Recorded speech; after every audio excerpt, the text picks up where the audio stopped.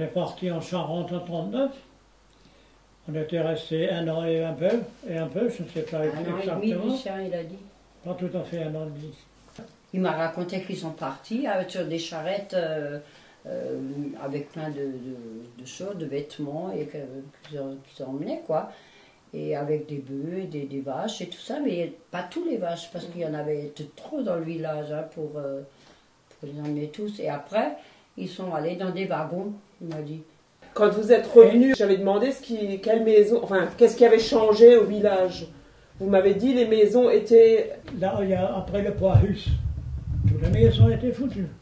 Et c'était les maisons des Fischer, c'est ça? Fischer, ouais. Fischer, Leininger, Leonard. Ja, ich habe der Rotzept. Rot Joseph. Ben, la nôtre aussi, elle était détruite. Hein. La maison Balva? Et parce que nous, on allait vivre l'ancienne mairie au-dessus. Nous, on habitait quelques années là-bas. Quand je descendais l'escalier, j'allais à l'école. D'accord. Là, je me rappelle. Notre maison, elle était en ruine, quoi. Ah, carrément en ruine. Ouais, en ruine, je sais pas, papa. Elle a toujours dit, moi, je me rappelle pas. Hein. Et pendant l'occupation, vous mangez normalement? Vous arrivez à faire... Parce que dans tout, on avait du lait, on avait du beurre, on avait les cochons, on avait tout. Il n'y avait pas une maison sans vaches ni cochons. Oui, mais les Allemands vous ont pas tout confisqué? Enfin, confisqué, ils se sont servis. Et comment qu'ils bah oui. Et son père, il a tué les cochons et tout ça. Mon père était bouché, il a tué les cochons dans chaque il a fait maison. ça.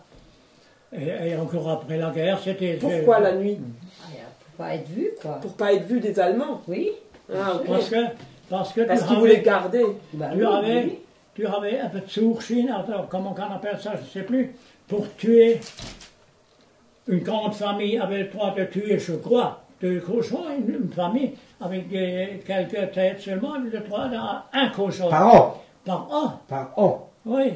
Pendant la guerre, vous avez quand même eu, enfin pendant l'occupation, vous avez quand même été à l'école à Sturzelbronn. Oui. Oui. Oui, dans l'école. Et l'institutrice, c'était Madame Ostertag. Oui. Elle s'appelait Ostertag. Elle était 42 ans, si je ne me trompe pas. 42 ans à Sturzelbronn, comme institutrice. Mais elle était française. Oui, mais bien sûr. Donc, mais elle faisait l'école allemande à l'époque. Oui. Ok. Donc c'était une institutrice française qui enseignait en allemand. En allemand. C'est comme nous, on parle allemand et français. Ben, j'ai lu récemment un article là-dessus, justement, que les instituteurs et institutrices, que les bilingues, ils partaient en formation quelque part en Allemagne et ils revenaient et ils faisaient les cours en allemand. Et combien de fois qu'on a grimpé Porté par le souffle. Devant la maison du curé, là, jusqu'à le Felsekeller, qu'on a grimpé, qu'on s'est tiré. Et qu'on a sorti de l'église. Maison du curé, c'est la mairie actuelle. Oui, c'est ça. La maîtresse a dit, allez, allez, le Felsekeller, ça tire. On a couru, on a grimpé comme ça, jusque dans le Felsekeller. Et d'un coup, il y avait je ne sais plus qui a dit, maintenant, le curé aussi était pour.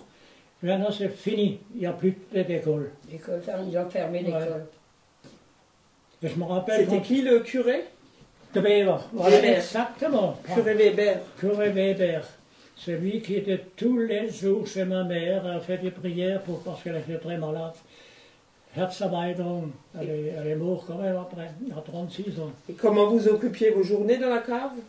La journée, les gens, le matin, ils sortaient pour nourrir les bêtes et tout ça. Dans chaque étable, il y avait des vaches pour nourrir les bêtes. Et puis, quand c'était un peu calme, parce qu'ils n'étaient pas toujours là, ça ne tuait pas tous les jours. Les bûcherons, tout le monde travaillait en forêt à l'époque. Ils allaient en forêt. Et comme ça, les gens partaient à leur travail normalement. Oui, oui. Auf der Hort waren nicht viele Inwohner. Mais comme les Breiner. Les Breiner. Ja, je ne sais pas wie die waren, je ne sais pas. Parce qu'il y avait pas mal de gens qui restaient dans leur cave. Ah oui. Ils ne sont pas tous rentrés chez Felsekeller. Nur die Felsekeller, pourquoi? Parce que c'est Felse, c'est une grosse affaire de ça, Parce que ce qu'il faut aussi savoir, c'est qu'à l'époque, il y avait beaucoup plus d'habitants à Sturzelbronn qu'aujourd'hui. Oui. Dans les années 30, il y avait 250 habitants et 250 vaches. Mon père m'a toujours dit ça. Il y avait jusqu'à 300 habitants à Sturzelbronn, alors qu'il y avait moins de maisons. Il y avait moins de maisons et il y avait plus d'habitants. Mais il y avait plus d'habitants dans moins de maisons, c'est vrai. Oui, c'est ça. Les gens avaient plus d'enfants. Parce qu'il y avait pas mal de grandes familles. Hein. Oui, c'est ça. Mais certaines familles sont rentrées seulement après la guerre, en 1950. Comme François et... Enfin, mes grands-parents, ils sont rentrés qu'en 50. Mais, après la guerre. Mais nous, on est rentrés en 41.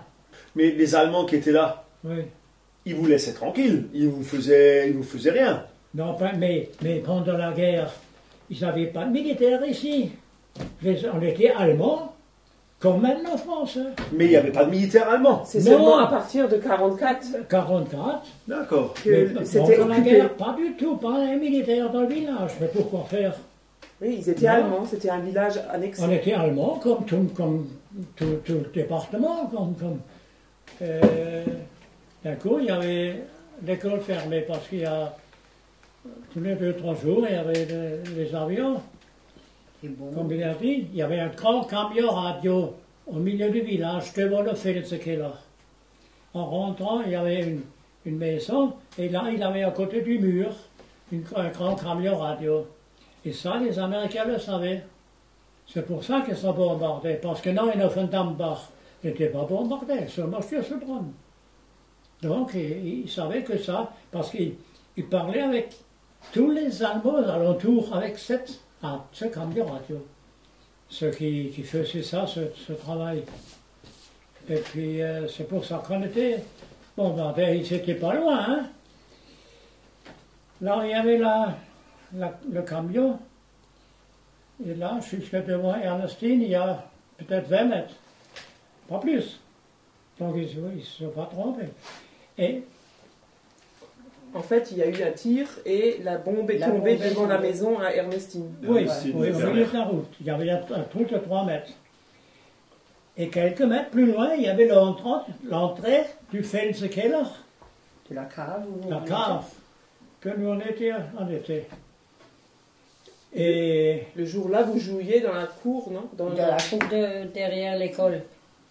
De quoi? Vous avez joué avec... Oui. On était en train de jouer, mais pas encore de temps. C'est que naturellement on est couru. Finalement, on est gerade Ringfloh in der Felsekeller. Vom Luftdruck.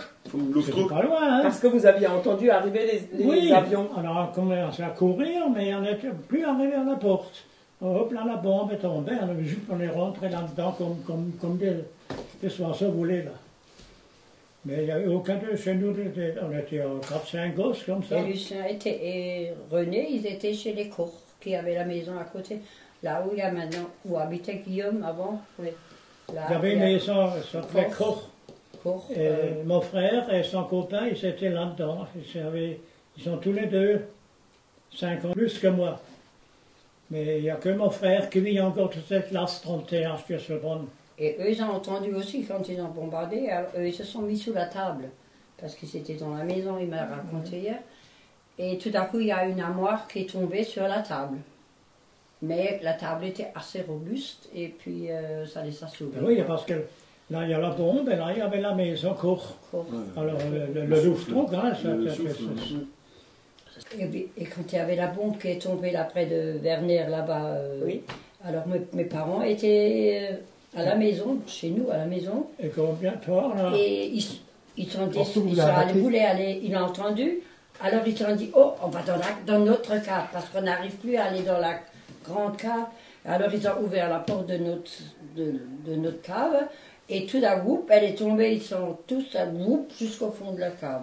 Mais, et juste en face, là où il habite dans la maison Théo, il n'y avait pas de maison à l'époque. Il y avait 4 Vierlingsflak. Tu sais ce que c'est? Un flak, c'est Vleeger runterschießen. Ah oui, das nennt man la doucette, das nennt man auf Deutsch die Bordwaffe. Là, c'était la 12-7, ça existe encore aujourd'hui dans l'armée française. Moi, je suis encore en Algérie avec le canon de 50, le mitrailleuse de 50, c'est la 12-7. Et ça, das ist ein Fliegerabwehrding. Und so sind 4 Flaggen en face, là où habite Véo maintenant, en face, sind auch gestanden. Et ça, ils les avaient aussi, les Américains. C'est pour ça qu'ils sont toujours bombardés, Sturzelbrunn. Parce que les partenaires à côté n'étaient jamais bombardés. Parce que Sturzelbrunn, c'était parce que c'était près de la frontière. Hein, il y avait du passage. Et voilà, Sturzelbrunn était remarqué par les Américains que y a les Allemands qui bossent là, qui travaillent. Mais les flaques là que tu disais, toi tu te souviens quand les Allemands tiraient avec? Mais bien sûr. Et le jour, moi je me souviens très bien, quand ils ont bombardé ça, et puis la grande radio, c'est pour ça, ils savaient que Sturzelbrunn, que c'était le village, mais ils avaient du mal à bombarder. Parce que pour remonter, et avec les mitrailleuses, il n'y avait rien à faire. Qu'est-ce qu'ils voulaient faire avec les mitrailleuses? Quand les Allemands voyaient les avions, ils se camouflaient. Et les Allemands, ils habitaient où alors, avant la libération? Et dans les caves. Chez les gens, dans les caves? Oui, oui. Dans les mêmes maisons avec les familles? Oui, oui.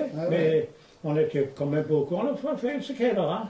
Vous habitiez dans le Volkskeller pendant la journée? Non, la nuit. Mais la nuit aussi. Surtout la nuit. Surtout la nuit. Surtout Parce que nos parents, ils sont rentrés. Et vous étiez nombreux? Oui, mais presque tout le patelin. Il y en avait même à côté, en rentrant à côté, il y avait Langsep qui ne pouvait plus marcher.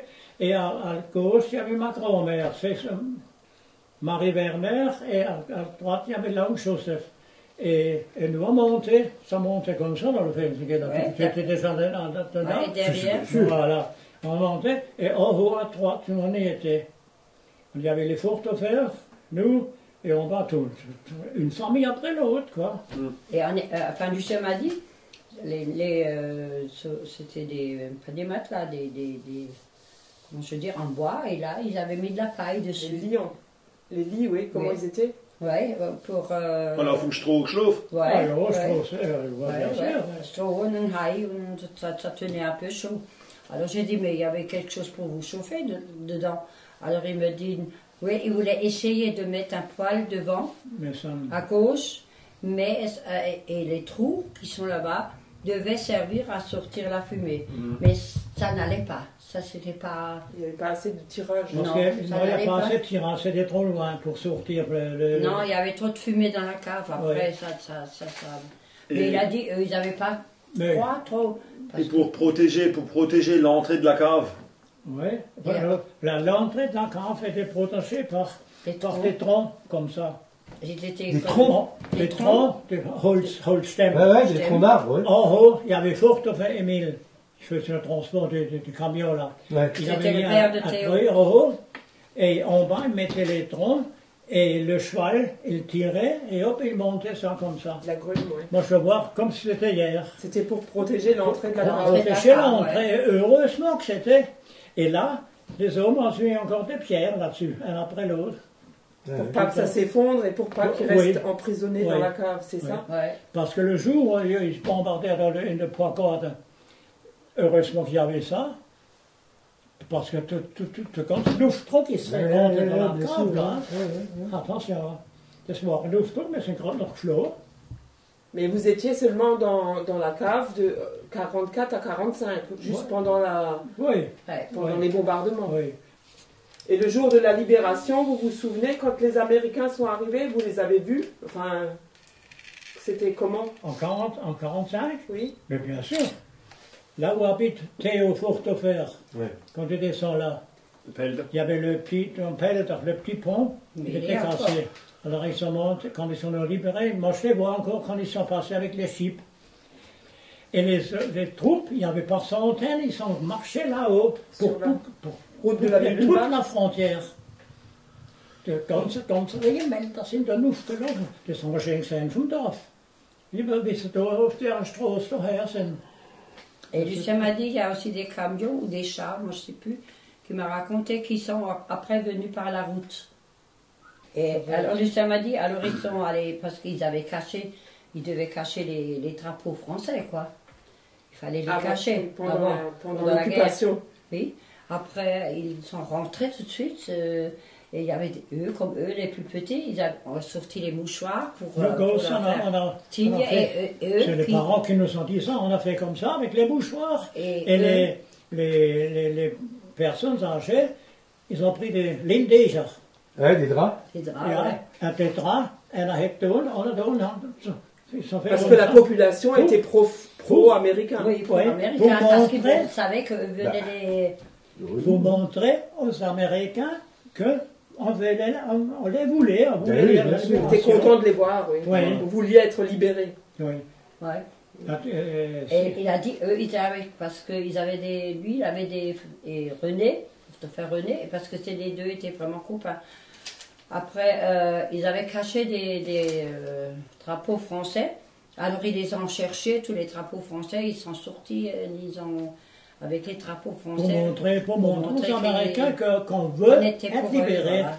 Il fallait montrer qu'on veut être libérés. Mais quand les Américains sont venus, les Allemands, ils savaient qu'ils allaient venir. Les Allemands, ils étaient déjà partis.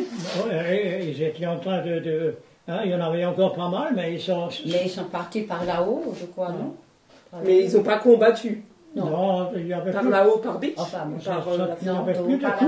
Par la forêt. Dans le village, ce jour-là, se dit plus un coup de feu. Moi, je ne me souviens pas du tout. Plus un seul coup de feu? Moi, je ne me souviens pas du tout d'un coup de feu. D'accord. Non. Peut-être que Lucien. C'est pas nécessaire. Ils ont vu que nous, on les voulait. Ils ont vu ça, alors pourquoi tirer où? Et les Allemands, ils s'étaient partis. Hein? Pas longtemps, ils s'étaient pas longtemps partis, peut-être la nuit même. La nuit d'avant. Mais avec les radios, tout ça, ils savaient, hein. Et ils savaient qu'ils allaient maintenant se tailler. Et alors les Américains sont rentrés dans les maisons aussi pour vérifier s'il y avait et comment? Parce que l'Américain est un mouilleur, hein, c'est pas comme le Français et les Allemands. C'est des mouilleurs? Oui. Ah ben si, tout le monde l'a dit. Moi je me souviens encore de ça comme j'ai pas compris, les Américains c'était quoi? Des mouilleurs. Des mouilleurs. On chance, hein. Yo. Les Américains. On coupera ça. Hein. Ouais, ça, il faut couper. Hein. On coupera.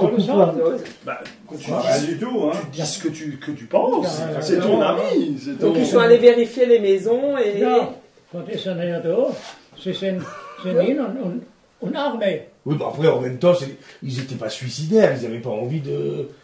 C'est normal. Ils sont rentrés pour voir s'il n'y a plus personne. Oui, c'est normal. Oui, c'est normal. normal. Encore mis so ohne Bindgüstrein sind. Das war gerade von am Felsenkeller. Und wieder Hilde Finn, bis sie da 19 und bis bald was.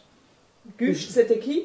Werner. Werner, ah oui. Mon oncle, ah oui, chez Werner, oui. Ja, c'est sin papa. Ja. Donc là, vous vous souvenez, vous les avez vus rentrer? Ah oui, alors, et comment? Ça, je me souviens très bien. Alors je dis, papa, mais qu'est-ce qu'il va faire? Il n'y a plus rien. Alors papa dit, mais eux, ils ne savent pas si les caves sont vides. Oui, c'est sûr. Hein? Personne ne comprenait ce qu'ils disaient, j'imagine, et eux ne comprenaient pas non plus ce que vous disiez. Personne ne parlait américain, à Sturzenbrunn. Bah non. Ja, ihr habt nicht verstanden. Hein? Ihr habt nicht verstanden mit den Amerikanern. Non, pas du tout. Ja, vous ne pouviez pas parler ensemble. Non, parce qu'il n'y avait pas un Français, il n'y avait que des Américains. Pas un Français. Il n'y avait que des Américains qui nous ont libérés, mais c'était par la France. Oui. Mais... Et donc les Américains, ils étaient là le 19 mars ou le 18 mars, et ils ont fait le tour du village, et après ils sont repartis? Ou ils sont restés quelques jours? Les Américains. Les Américains. Ils savaient occuper le village. Oui. Ils sont restés. Ils ont vérifié tous les caves pour qu'il n'y a plus rien. Et après, ils sont partis pour quelque chose parce qu'ils étaient sûrs qu'il n'y a plus rien, qu'il n'y a plus d'ennemis dans le village. Ils n'ont pas laissé quelques hommes là pour... Non. Je pense qu'après ça, ils ont continué l'offensive en Allemagne. Hein. Oui. Parce qu'ils sont bien vus là, qu'il n'y a plus d'Allemands ici, et que nous, on était pour eux, et c'était terminé. Oui. Et après, la vie, elle a repris normalement? C'était dur, il y avait du mal à recevoir de la bouffe du feuille. Et vous aviez aussi des cartes de rationnement d'Epseso pour faire des courses ou alors bien sûr, on avait des cartes. Oui. Mais encore après la guerre, on était français, on avait des cartes. Ah oui? Ah, bien sûr. Des cartes de pain, tout. Et vous aviez acheté le pain où? Ben, il y a le boulanger de Finisbourg, il y avait déjà une voiture, il est passé tout de suite après la guerre avec la voiture. Et autrement, nous, on allait à Neuenhofen, ou bien à Finisbourg, au Obersteinbach, chercher du pain. Et pendant 3 ou 4 ans, nous, on avait un cheval à la maison. On avait une charrette, on a cherché 2 fois du pain à Obersteinbach pour tout le village. Le soir, ils sont venus chez nous à la maison. Que c'est ma maison natale. Oui, bien sûr. Oui. Ils sont venus chez nous chercher le pain. C'est mon père qui le cherchait avec le cheval, là-bas. C'était après la guerre. Ce que je sais, c'est ce que mon père m'a toujours raconté, ce qui s'est passé pendant la guerre quand j'étais encore jeune. Mais autrement, si, je me rappelle encore. Et vous avez perdu des gens de votre famille à la guerre? Robert et Oscar. Moi, j'ai perdu 2 oncles, mais ils sont marqués dans l'église. Ok. À l'église, ils sont marqués.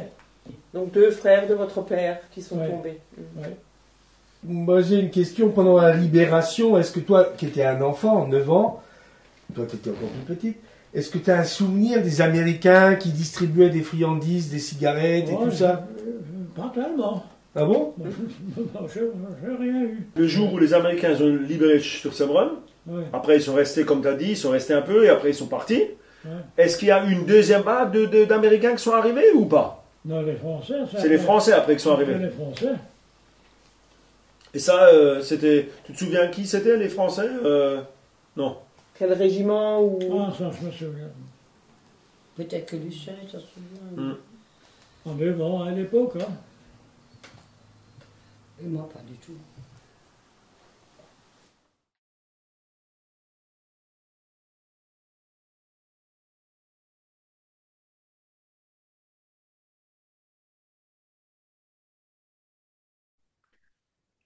Bonjour Lucien. Bonjour Elodie. Oui. Merci pour cette petite interview. Donc, dans le cadre des 80 ans de la libération de Sturzelbronn, Oui. je te laisse faire une petite introduction et te présenter. Voilà. Bon, ben écoute, je me présente, hein, Lucien Lindauer, né à Beach, mais Sturzelbronn de cœur. Hein. Le 20 août 1931, nous étions de cette classe 3 filles et 6 garçons. Ils sont tous partis en me laissant seul. J'ai une pensée émue pour eux. Merci à Martine, épouse de mon neveu Emmanuel, et j'associe mon frère Roger, de me faire participer de loin depuis Toulouse. Merci aux autorités du département de la Moselle. Merci à Monsieur le maire de Sturzelbronn, qui n'était pas né lorsque j'ai quitté Sturzelbronn. Et maintenant, nous participons à l'inauguration de ce monument aux morts, sur laquelle figurent 2 oncles, à Roger et moi, Oscar et Robert Lindauer. Un petit rappel historique. Il faut remonter maintenant à 1939, lorsque Hitler a envahi la Pologne, la France a déclaré la guerre, ainsi que l'Angleterre a déclaré la guerre à l'Allemagne. Et comme nous étions sur la ligne Maginot, les autorités françaises avaient peur que les Allemands passaient par là, donc on nous a évacués et nous sommes partis à Royan. On nous a embarqués dans des wagons à bestiaux. Je me souviendrai toujours, lorsque je suis rentré dans ce wagon, j'ai vu, il y avait marqué 12 chevaux. Nous sommes arrivés à Royan et il faut quand même ajouter que notre père était resté en Moselle parce qu'il avait été mobilisé et il n'avait pas pu partir avec nous. On nous a logés dans les résidences secondaires des habitations l'été de ces gens. Et nous, on était vraiment très bien. On avait un petit jardin à traverser et une petite rue et on était à la mer. On a vu pour la première fois, en 1939, la mer. Voilà. Alors, dans Royan, nous étions très bien. Nous fréquentions l'école, bien sûr. Et puis, à l'époque, la France était divisée en deux zones, la zone occupée et la zone libre. Une fois que les Allemands ont occupé également la zone libre, il n'y avait plus de raison que nous, on restait à Royan. Donc, nous sommes revenus chez nous. Mais alors là, les embêtements ont commencé. Nous étions occupés par les nazis, qui étaient partout, et du jour au lendemain, quitter l'école française à Royan et rentrer dans notre école où nous avons quitté plus tôt, mais seulement un changement, plus parler français, plus lire le français, plus de journaux français, plus rien. Les Allemands, ils changeaient même les noms des rues. Heureusement que les numéros, ils ne pouvaient pas les changer. Donc, les Allemands voulaient germaniser la France. Alors maintenant, c'était très, très, très dur pour nous. Du jour au lendemain, donc, notre professeure était une Allemande qui était bilingue, mais elle était très sévère, c'est une vraie nazie. On nous a imposé de faire le signe à Hitler et on résistait un peu, elle nous tapait sur l'autre main avec la règle pour qu'on lève le bras droit. Donc, ça, c'était bon. Ensuite, nous, ils nous ont instauré des tickets de rationnement. On avait ça s'appelait des tickets J1, J2, J3. Alors, J1, par exemple, allait de 0 à de naissance à 2 ans, 3 ans, les J2 après jusqu'à 8 ans, ensuite J3 jusqu'à 12 ans, etc. Donc, c'était très rationné parce qu'il n'y avait plus rien. Donc, c'était par gramme qu'on se ravitaillait. Pour vous dire que il y a beaucoup d'avions qui passaient tous les jours au-dessus de nous pour aller bombarder l'Allemagne. Mm-hmm. Donc, on nous réfugiait, on nous mettait à l'abri dans le Felskeller. Mm-hmm. Tout le monde le connaît. C'est une enclave dans un rocher. Et là, on était vraiment à l'abri. Il y avait exactement, on peut dire que tout le monde était dedans et on risquait absolument rien. Voilà. Donc, nous, la journée, on pouvait rester chez nous, mais le soir, on couchait, là, toutes les familles couchaient là, dans cet abri. Alors, une petite anecdote. Euh, Quelques jours avant la libération, ils ont installé chez nous, dans le Pelter, ils ont installé la FLAC, ça s'appelle la DCA. Et puis, le lendemain, une journée formidable, claire, et les avions passaient. Un coup, nous avons vu arriver des chasseurs, avions chasseurs anglais, qui cherchaient quelque chose.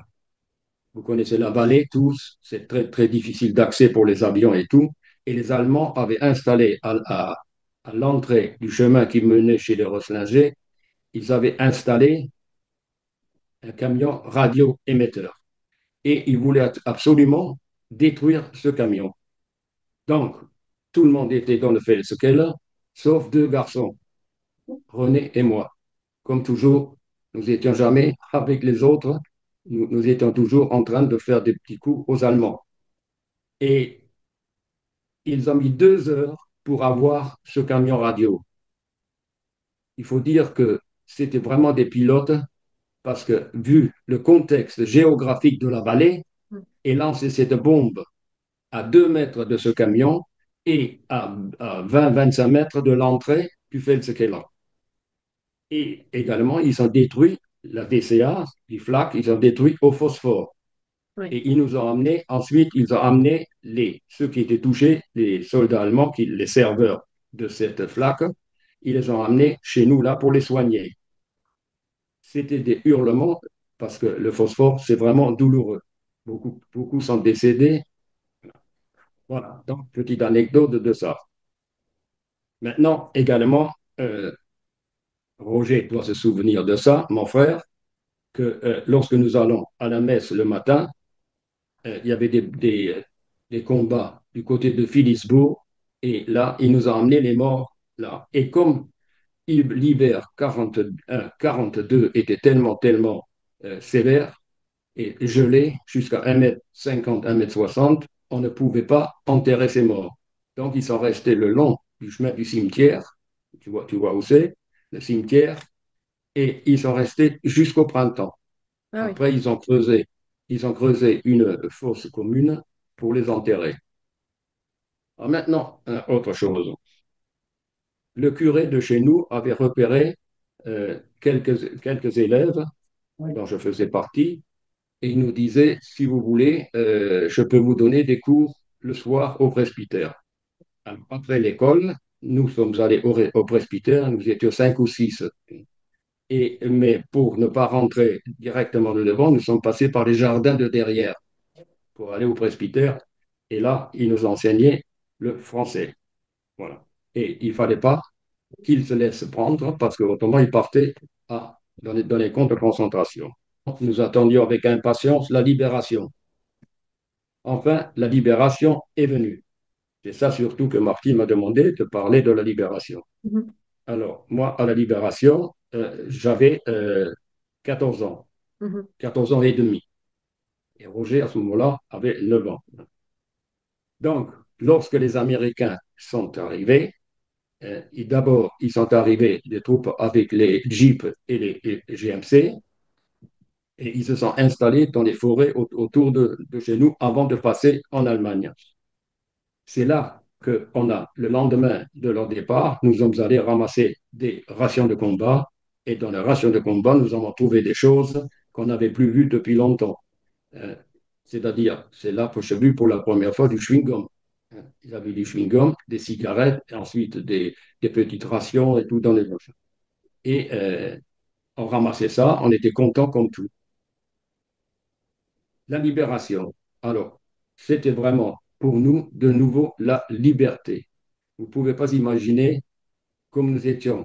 Les premiers jours, on avait même peur de sortir, on se disait, est-ce qu'ils ne vont pas revenir? Tellement que nous avions peur de. Mais hélas, non. Heureusement, ils ne sont pas revenus et on pouvait fêter librement cette libération. Et donc, je me souviendrai toujours que mon père a sorti un drapeau bleu, blanc, rouge depuis derrière le buffet qu'il avait caché, parce qu'il ne fallait pas se faire prendre. Ensuite, nous sommes allés tous chez Offre Auguste et nous avons fêté ça. Et quelques jours après, Ewald a organisé un petit bal avec un accordéoniste et nous nous sommes amusés. C'était la première fois parce il était interdit de danser, interdit de faire de la musique, interdit d'écouter la poste radio. Ah oui, j'ai oublié.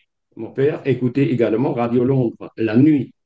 Et le matin, il fallait changer de fréquence ou il fallait arrêter tout parce qu'il passait pour détecter ceux qui écoutaient les radios. Oui. Ensuite, donc, nous avons repris normalement les kermesses, comme on dit, dans tous les villages. Nous avons repris ça. Et puis, nous nous sommes de nouveau amusés. Tout le monde était vraiment content, tout le monde était libre, libre. On ne peut pas savoir ce que c'est quand on a retrouvé la liberté, que nous étions oppressés pendant quelques années. Voilà, 4 ans quand même, c'est beaucoup, hein. Nous avons également fait des excursions. Et là, l'excursion que nous avons effectuée, nous sommes allés visiter le Struthof.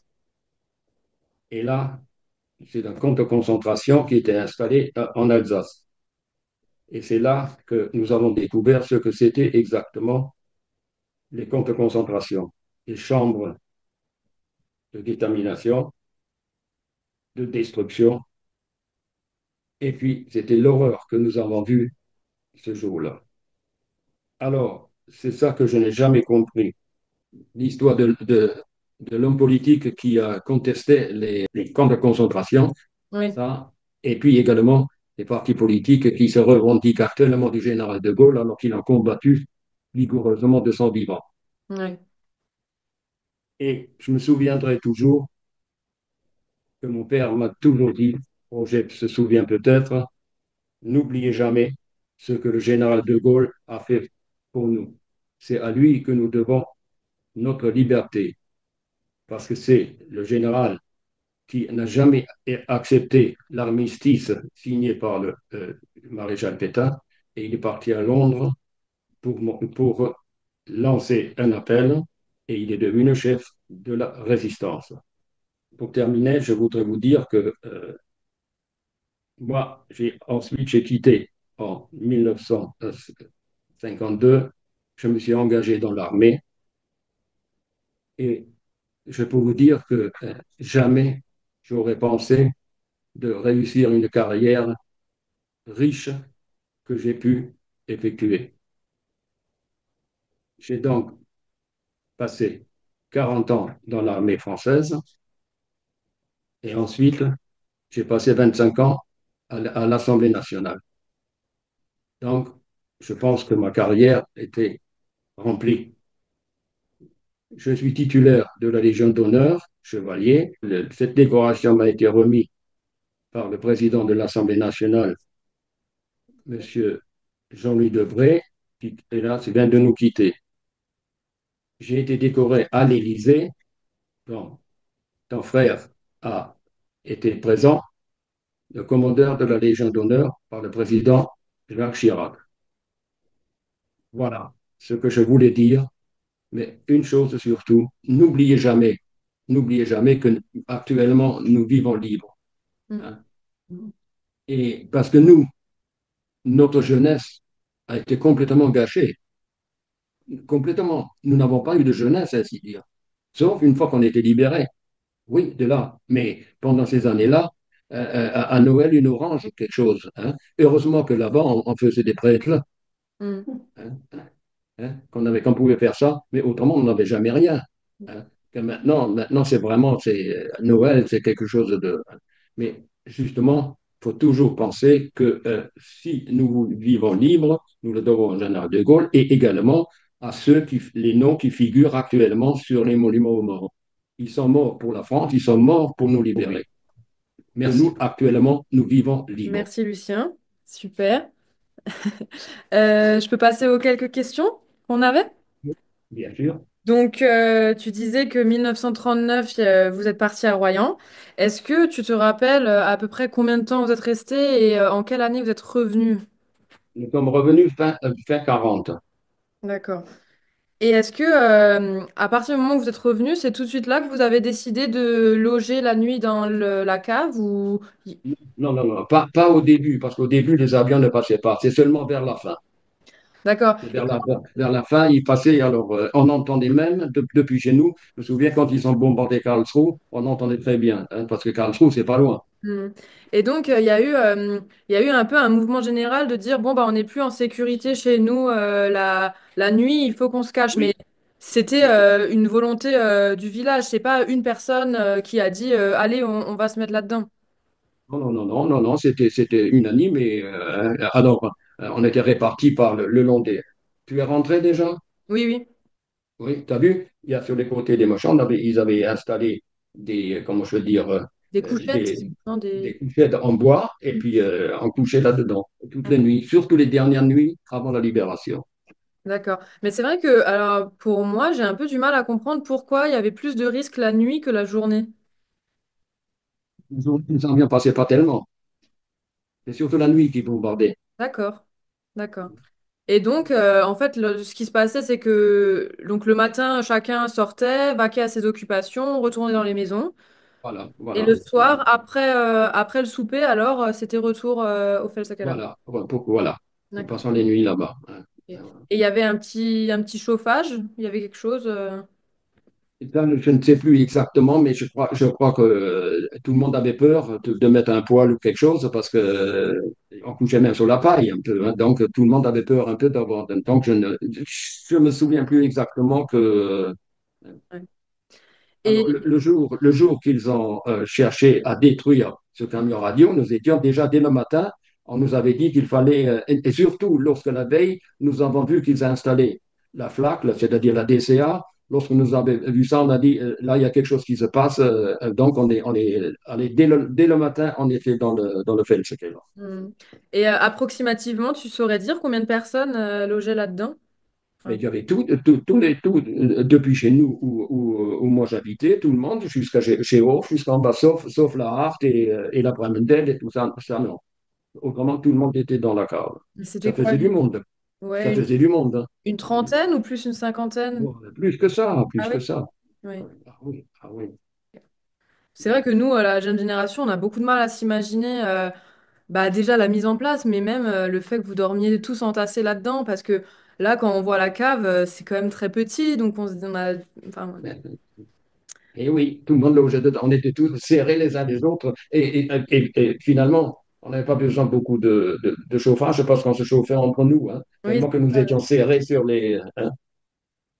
ouais. Et donc, alors le 19 mars, la libération, est-ce que toi, tu vois les troupes arriver? Parce que Papy raconte souvent qu'il a cette image Oui, des troupes oui, qui parce que arrivent. nous étions libérés, le dernier village libéré de la France. Donc, les premiers qui sont rentrés, ils sont venus avec des jeeps, des GMC, etc. Et tout de suite après, c'est les chars et tout. Mais eux, ils ne se sont pas arrêtés chez nous. Ils sont allés directement sur Obersteinbach, Wissembourg. D'accord. Bon, bah, c'est... Ouais. Non, pour dire aussi que mon ami René et moi, on jouait des tours aux Allemands. On en mettait, malgré que le sucre était très rare, on a volé un peu de sucre un peu partout pour mettre dans les réservoirs des camions. Hmm. Et on avait, on s'était procuré de l'huile de ricin. Tu sais ce que c'est, Hmm. hein? Et comme ils avaient installé dans la cour de chez Fortofer une grande cuisine de campagne. Et le matin, ils avaient une grande bassine où ils faisaient du café. Et nous, on passait, alors ils nous disaient un petit café, on dit oui, et on versait de l'huile de ricin dans le café. D'accord. Et tu vois le résultat après l'huile de ricin, Ouais. il courait partout vite. Hmm. Et ensuite, on leur a mis aussi, comment je veux dire, des, pour dégonfler les pneus, on leur mettait une petite allumette dans la valve et on jouait des tours. On n'était jamais dans le fait, c'était dans nous, hein. Ouais, ouais. On se faisait pas toujours féliciter, hein. Hmm, bah oui, c'est sûr. Surtout le jour de la bombe, tout le monde était dans le Feldskella, sauf René et moi. Hmm. On était dans la maison de Hilt. Et quand on a entendu l'avion vraiment, vraiment très bas, c'est lui qui a lancé la bombe. Mais il faut bien vous mettre dans la tête. Tu te rends compte où ils ont lancé la bombe? Et tout de suite après, il y avait une montagne, il fallait qu'ils virent Ouais. vraiment tout de suite. Mais ils ont mis 2 heures pour l'avoir, hein. Mais ils l'ont eu, hein. Il a détruit complètement. Et nous, dans la maison de Hilt, on s'était cachés sous la table. C'est une grosse table de campagne. Et à un moment donné, l'armoire est tombée sur cette table. Mais heureusement, c'est une table de campagne épaisse. Et René et moi, et la mère à Hilt-Georges était avec nous sous la table. En sortant de la maison, nous sommes tombés dans le cratère, Hmm. René et moi. Lorsqu'on est arrivé dans le Felskeller, euh, on n'a pas été félicité par nos parents. Et alors, quand les... Enfin, c'est peut-être naïf enfin, naïf comme question, mais moi, j'ai juste l'image des films où, en fait, il y a les troupes qui arrivent dans les villages, tout le monde les félicite, et Oui, ah c'est- oui, c'était on les a vraiment comme ça. félicités. Ouais, bah oui. On Et les a ensuite, félicités. qu'est-ce qui... Il y avait de tout dans la communauté française, des Américains, des Anglais, des Sénégalais, de tout, de tout, de tout, hein. Bon, bah, pour moi, j'ai pas d'autres questions. Bon. Merci beaucoup. Alors, je voulais vous dire que hein, je ne suis pas retourné depuis longtemps de ce là mais je vais retourner un jour quand même, hein. Avant mes 100 ans, je vais retourner. Ah oui, il faut que tu reviennes voir comment le village a changé. Tu seras là, oui? Oui, Tu seras là? je serai là. Bon.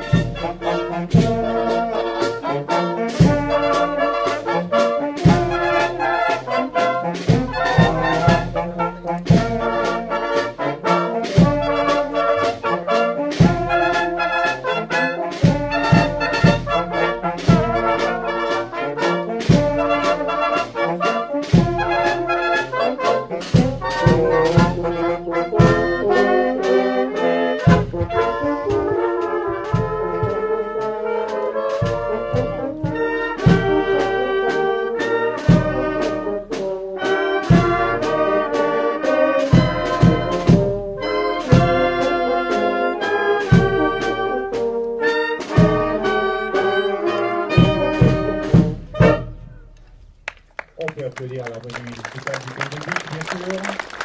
Les autorités sont maintenant placées sur leur ligne protocolaire. Je vais inviter M. Guillaume Croze, maire de Stulzerbrunn, M. Patrick Weiten, président du département de la Moselle, et M. Wassim Kamel, sous-préfet de Sarreguemines, à rejoindre le monument aux morts. Je voudrais saluer les magnifiques enfants qui portent pour l'instant les ciseaux qui vont couper le ruban inaugural. C'est Aimé et Eden, ils sont sublimes.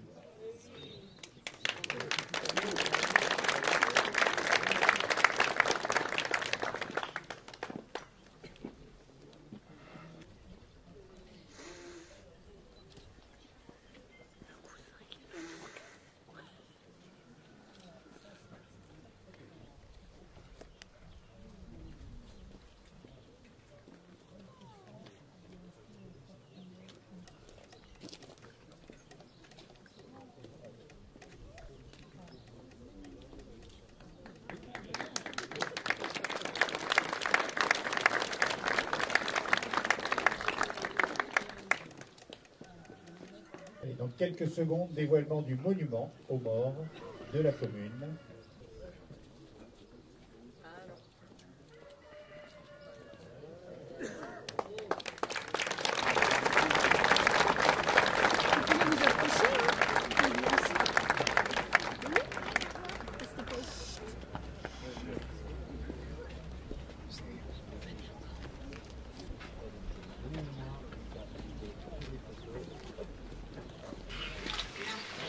Bernadette Isel est née en 1931, le 16 août 1940, étant alors sur le porte-bagages de la bicyclette conduite par sa tante pour aller à la plage. Deux véhicules militaires allemands se percutent à un carrefour et elle est écrasée par l'une de ses voitures. Pierre Abogas, cultivateur, est né en 1876. Il décède le 28 décembre 1944 à Neudorfel, par un éclat d'embut lors des combats. Mathieu Arbogast est né en 1867. Il meurt en Charente, sans doute en 1940 pendant l'évacuation du froid ou maladie. Bernard Fischer est né à Sturzelbrunn en 1918. Il sort en 1937 de l'école normale d'instituteurs de la Moselle. Réfugié en Charente et établi à Barbezieux où il enseigne, il entre alors progressivement en résistance. Il héberge de jeunes Lorrains qui refusent l'incorporation de force dans la Wehrmacht. Il rencontre Charles Reichenmann, chef du réseau SOE, direction des opérations spéciales section F. Devenu chef de réseau avec plus de 50 hommes sous ses ordres, il organise et réceptionne des transports et parachutages d'armes, tout particulièrement celui du 15 avril 1944, à Pasquirac sous le code « J'ai cassé la vaisselle ». Il dirige également le parachutage de 5 tonnes d'armes à Périeul le 8 mai 1944. Dénoncé, il est pris par les Allemands le 22 mai 1944 à son domicile. Interné au camp de Roalieu, déporté de Compiègne à Dachau par le convoi de la mort. Dirigé sur le camp d'Eschbruck, il est torturé et exécuté le 10 septembre. En Charente, son nom est inscrit sur une salle de la Résistance à Périeul. Il est aussi sur le monument commémoratif de Barbezieux, sur la plaque commémorative de l'école normale à Montigny-les-Metz, ainsi que celle de l'école primaire supérieure de Saint-Avold, et la ville de Barbezieux a donné son nom à une rue. Joseph Lang, cultivateur, est né en 1911. Le 3 janvier 1945, les troupes américaines venant du Bas-Rhin se dirigent vers Sturzelbrunn. Dans une grange de la propriété de la famille Lang, les troupes allemandes avaient installé un poste radio. Repéré par les troupes américaines, cette station ainsi que le village font l'objet d'un harcèlement constant de tirs d'artillerie alliés.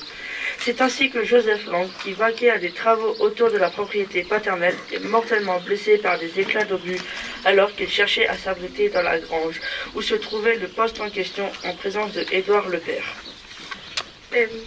Pierre Hoff, cultivateur à Sturzelbrunn, est mortellement blessé le 24 décembre 1944 par un éclat d'obus à l'âge de 80 ans. Louis Roth, bûcheron, est né en 1887. Il est arrêté par la Gestapo pour comportement anti-allemand le 18 janvier 1943 à 5 heures.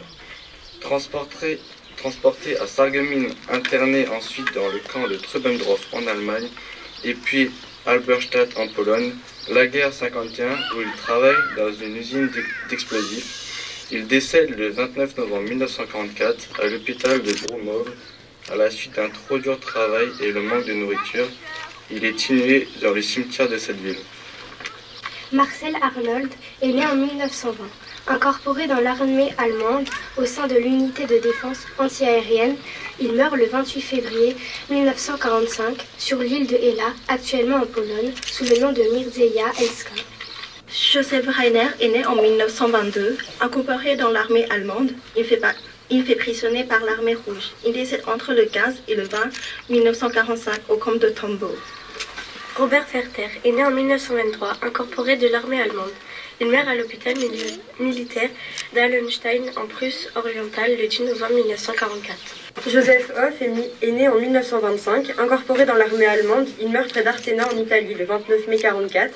Exhumé du cimetière allemand de Pomesia le 11 décembre 1950, son corps arrive à Sturzelbrunn le 19 mars 1951. Pierre Oskar Lindauer est né en 1914. Incorporé dans l'armée allemande au grade de caporal, il tombe sur le champ de bataille le 26 janvier 1945. Il est enterré au cimetière militaire de Schellenberg en Saxe ou Bitburg-Kolmose. Robert Lindauer est né en 1916, incorporé dans l'armée allemande comme premier grenadier au 306e régiment d'infanterie. Il décède le 20 août 1944 à Vilgeltopor. D'après la tradition familiale, il aurait dit lors de sa disparition, apparition dans la famille, que si vous recevez un courrier de disparition, ne vous inquiétez surtout pas, car je vais rejoindre le général de Gaulle à Londres. Olivier Lorich est né en 1915 à Schorbach, incorporé dans l'armée allemande au grade de caporal. Il décède le 2 août 1944 près de Podzielec dans la Voïvodie à Lublin, à l'est de la Pologne. Georges Schwarzmüller est né en 1923. Incorporé dans l'armée allemande, il meurt près de Malta, en Lettonie, le 21 juillet 1944. Des suites de ses blessures, il est inhumé sur la route de Rosenthal.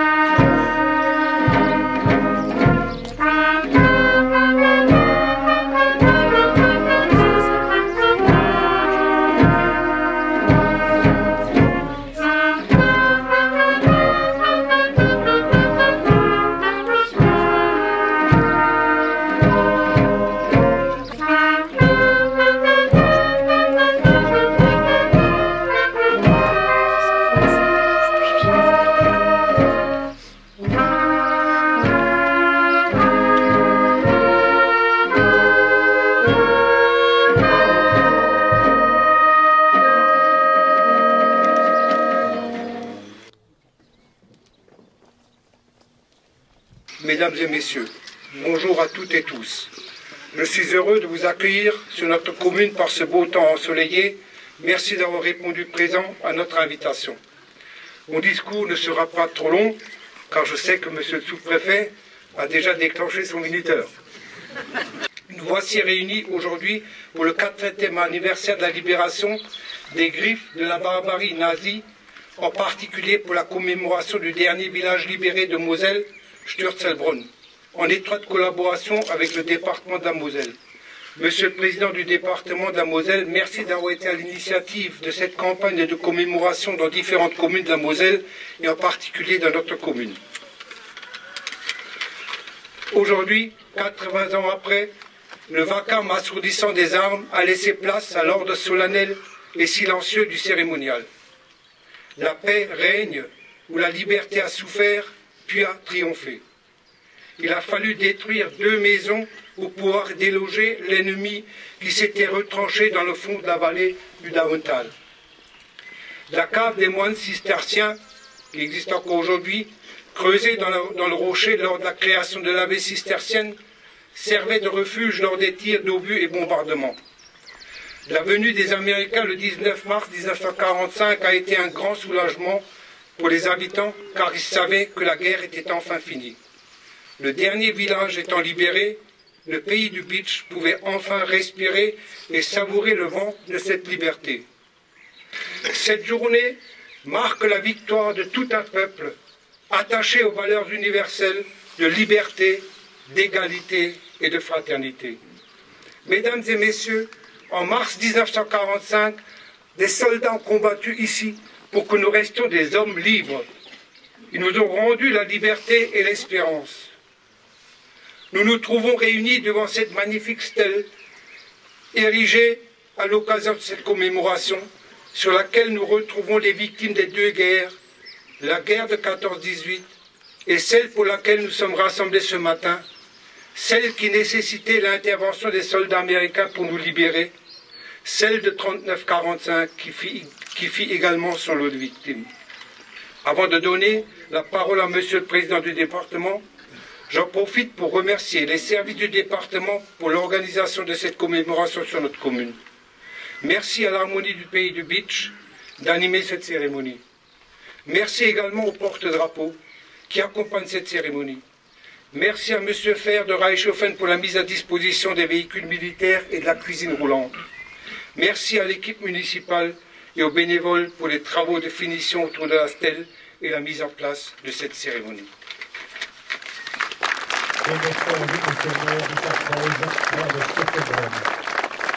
avez invité, donc je vous propose de retrouver maintenant au pupitre M. Patrick Weitel, président du département de la Moselle et ancien député. Aujourd'hui, nous nous rassemblons pour commémorer un moment fondamental de l'histoire de ce village, de l'histoire de la Moselle.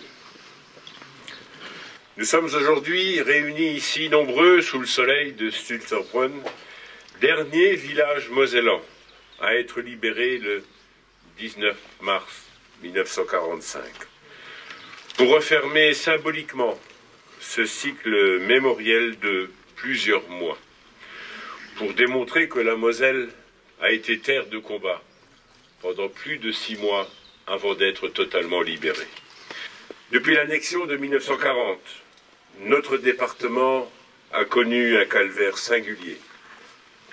Arraché à la France, nos parents, nos grands-parents ont été contraints d'abandonner leur langue, d'abandonner leur maison, leur tradition, jusqu'à leur nationalité, jusqu'à leur identité.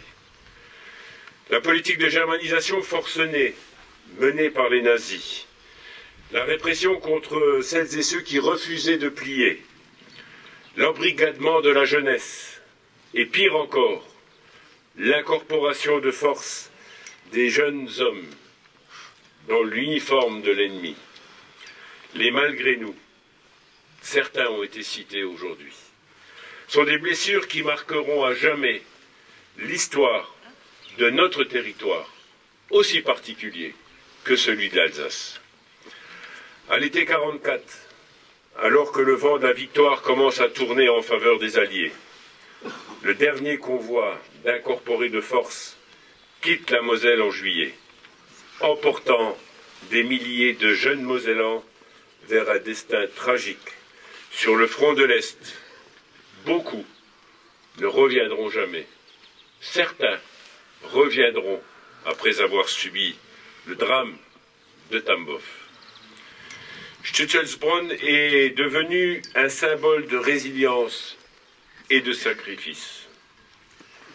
Avec ses 168 habitants, ce paisible village a vécu l'horreur de la guerre. Bombardé par les Alliés en raison des installations militaires allemandes, il subit une première tentative de libération, avortée le 18 mars, avant d'être enfin et définitivement libéré le lendemain. En ces temps troublés, où le bruit des bottes résonne aux frontières de l'Europe, où la démocratie est mise à mal par des forces obscures, où certains osent relativiser l'histoire, nous avons le devoir sacré de nous dresser contre l'oubli, contre la résignation, contre l'indifférence, et surtout contre le rejet de l'autre, parce qu'il est différent. Les commémorations du 80e anniversaire de la libération de la Moselle ne sont pas qu'un hommage du passé, ils sont un acte de foi pour l'avenir. Elles nous rappellent que la Moselle, cette terre si souvent meurtrie, si souvent disputée, est et restera française, et restera européenne. Que les valeurs pour lesquelles tant de nos aînés ont combattu, la liberté, la fraternité, l'égalité, la solidarité, sont toujours d'actualité.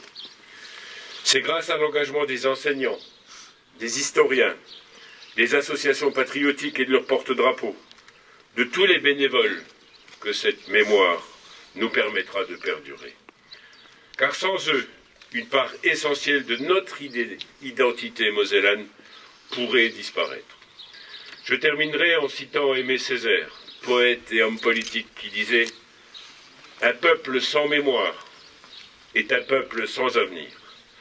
Puissions-nous, par ces cérémonies, par cette cérémonie ici, dans votre village, monsieur le maire, affirmer haut et fort, ensemble, notre volonté de bâtir un avenir fondé sur la mémoire, sur l'unité, sur la concorde et sur la paix. Vive Stützelsbronn, vive la Moselle, vive la République, vive la France, vive l'Europe et vive la paix. Merci, monsieur le président du département de la Moselle, Patrick Weiten.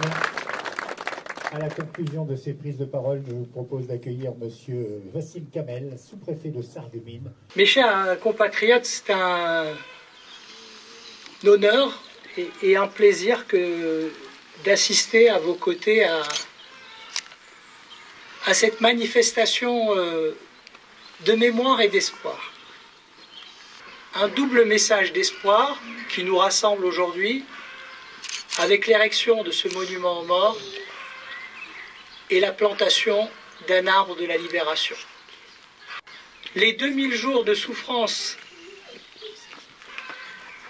de notre département, des 3 départements de l'Est, du pays de Bitche et plus particulièrement de la commune de Stützelsbronn, doivent à jamais être marqués par le sceau de la singularité.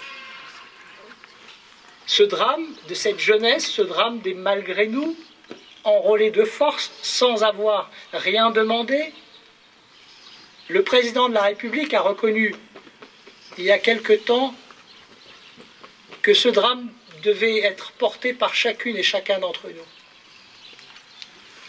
Que 80 ans après, il s'agissait de prendre sa part de l'histoire de ces 3 départements, de l'histoire de la Moselle en particulier, et que ce sacrifice devait relever de la dette de la nation, et non pas simplement de l'histoire locale. Pendant 2000 jours, c'est ce qu'ont vécu les habitantes et les habitants ici de Stützelsbronn, mais du pays de Bitche, mais de la Moselle, et de l'ensemble de ces terres de l'Est. Alors bien évidemment, quand le temps de la libération est venu, quand la 3e armée de Patton, 18-19 mars 1945, a permis la libération de la commune, du pays de Beach, et qu'enfin le dernier village a été libéré, oui, nous devons éternellement reconnaissance aux soldats américains qui nous ont rendu l'aide qu'on leur a apportée au XVIIIe siècle pour qu'ils puissent se constituer en démocratie et à leur tour être libres. La Moselle, Monsieur le Président, et je sais que vous y êtes sensible, est particulièrement reconnaissante à l'aide américaine. Le plus grand cimetière de soldats américains est en Moselle à Saint-Avold. Aujourd'hui, il y a dans cette manifestation, vous êtes là, nombreux, un message d'espoir, un double message d'espoir. Ce double message d'espoir s'inscrit, et je vous remercie, Monsieur le maire, dans l'érection de ce monument aux morts, mais également dans la plantation de ce chêne blanc. Hein? C'est bien ça, le chêne blanc. Je parle à un spécialiste. D'abord, le monument aux morts. Cette pierre levée de grès rose des Vosges, d'une carrière située à proximité. Elle marque, monsieur l'archiprêtre, comme l'abbaye Sainte-Marie, que la mémoire des hommes, quand elle s'inscrit dans la pierre, n'est plus superficielle. Je trouve que les deux ornements que vous y avez mis sont d'une haute valeur morale.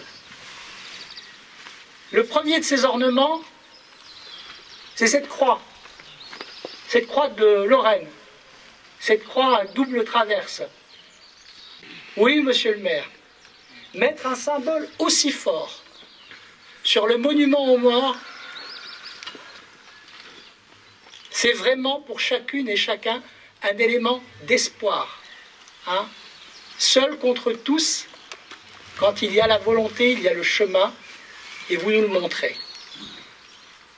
Mais comme je sais que dans cette commune on est généreux, vous y avez mis un deuxième élément de symbole. La paix. La colombe de la paix. Et avec cette particularité que sous chaque aile de la colombe de la paix, il y a un cœur. Les deux cœurs. Les deux cœurs des jeunes Français et des jeunes Allemands qui battent à l'unisson pour une Europe commune. Parce que la paix ne peut exister que lorsqu'on est en paix avec ses voisins et qu'on voit dans la même direction. Ce symbole n'est pas seul. Vous y avez rajouté un autre. La plantation d'un arbre. La plantation d'un chêne blanc. Dans l'Antichrome, on tressait des couronnes de branches de chêne pour distinguer les vertus civiques des citoyens. Les vertus civiques des citoyens. Mais quelle profusion de messages on fait passer à aimer et aimer, à notre jeunesse, à tous ceux, et je les félicite, qui ont lu les textes. C'est bien ça qu'il leur reste.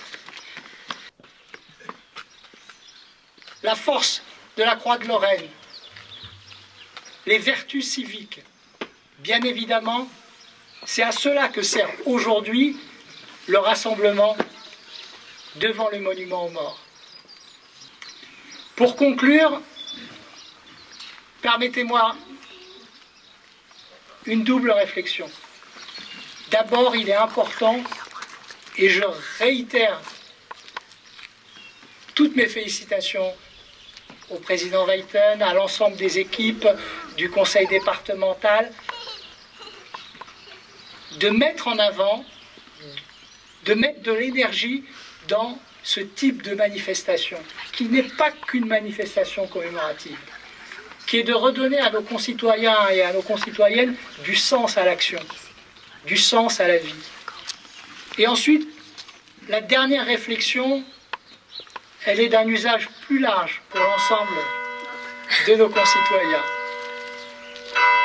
C'est qu'à jamais, la nation a une dette vis-à-vis des terres de l'Est, de la Moselle, du pays de Bitche et de Stutzerbronn. Merci de votre écoute.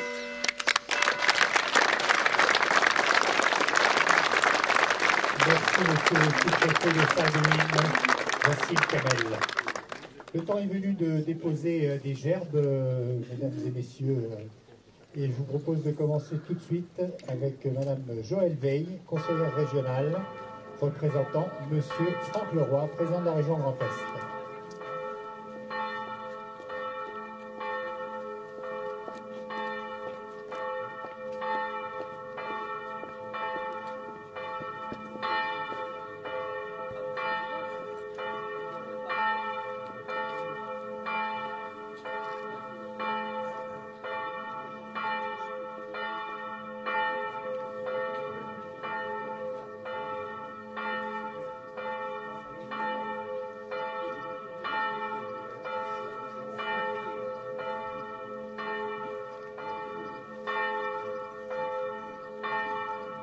Une gerbe est déposée par monsieur Guillaume Croze, maire de Sturzelbronn.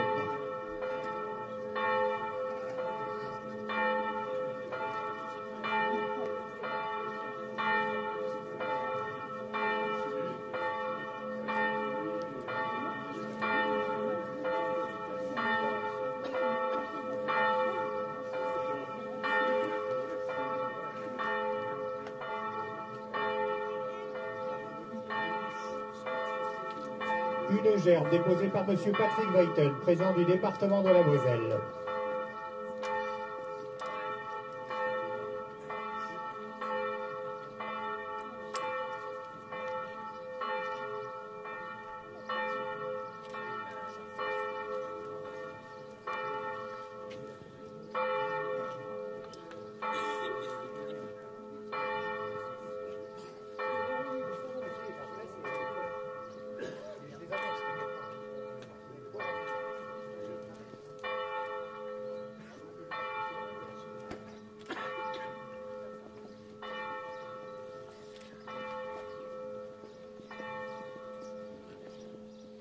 Et enfin, une gerbe déposée par monsieur le sous-préfet de Sarreguemines, Wassim Kamel.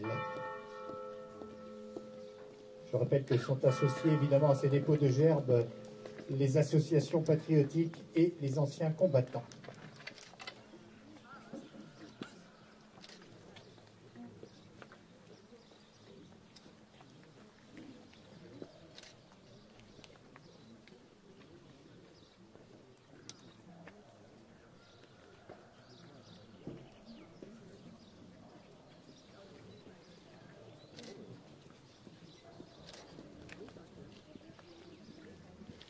Vous avez écouté la sonnerie aux morts par l'harmonie du pays de Bitche et cette sonnerie aux morts sera suivie par une minute de silence.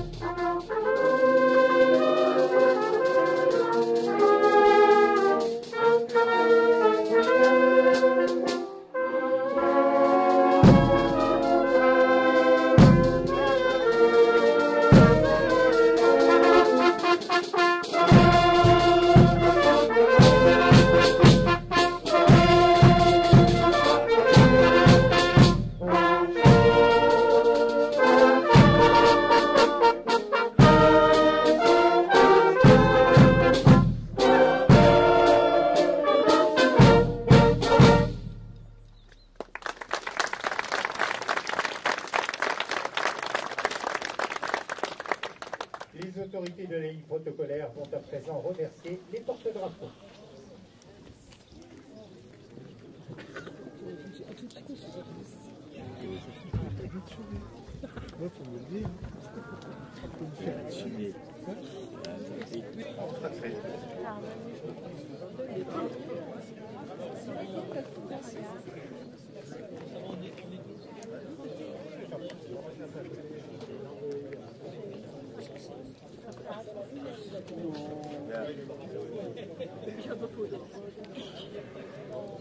Ouais, faites-vous le paparazzi, laisse tomber.